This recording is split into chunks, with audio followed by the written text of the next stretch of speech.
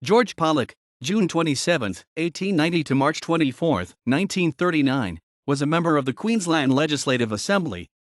He was the Speaker of the Queensland Legislative Assembly from 1932 until 1939 and died by a self-administered gunshot wound in Parliament House in 1939. Pollock was born at Charters Towers, Queensland, the son of Matthew Pollock and his wife Naomi, née Govan.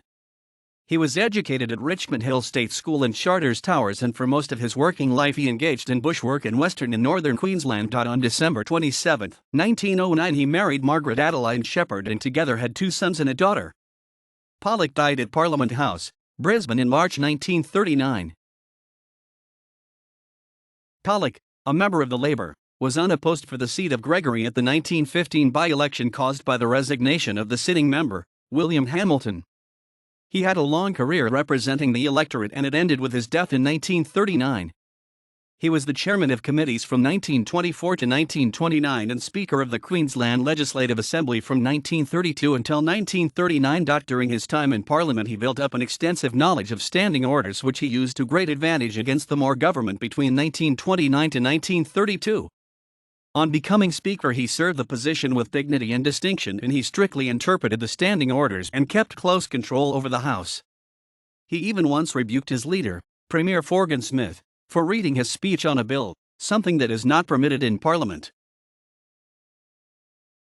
For the last several years of his life Pollock was in poor health, and for his last 2 years he was in need of a walking stick. On March 24, 1939, he could take no more and shot himself with a shotgun he used for pigeon shooting.